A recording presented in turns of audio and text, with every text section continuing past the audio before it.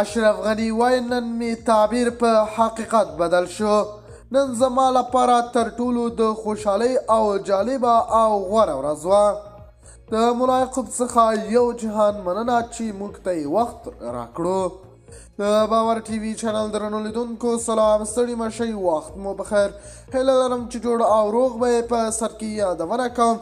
که باور ټي وي چینل مو نه وي سبسکرایب کړی، د نورو تازه خبرونو لپاره په درنښت سره باور ټي وي چینل سبسکرایب کړئ.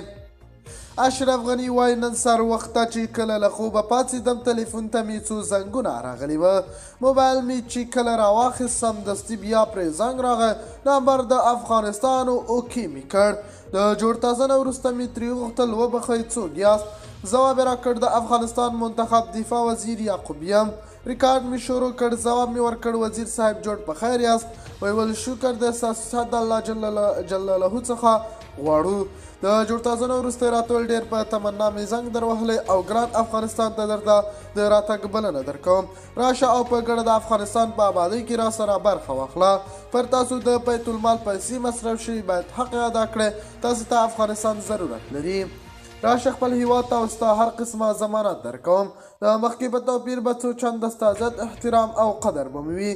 هېڅوک به تاسو ته په کږو سترګو بد نیت ونه ګوري. هیله کوم هیواد ته راستون شه تر څو د افغانستان په سمبالښت یا حد نه زیات ضرورت موږ تا ته لرو. افغانستان مو ګډ کور دی او په شریکه به یې راپورته کړو.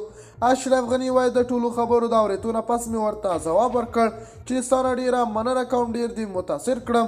نه پوهېږم چې زما احساس او ذهنیت به همدا اوس څنګه تعبیر کړم. وزیر صاحب ستا د کور ودان وي. د باور ټي وي چینل درنو لیدونکو دا و زموږ ته دې مهال چمتو کړی خبر.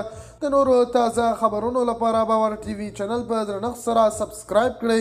د الله په امان تر بیا خیر چارې.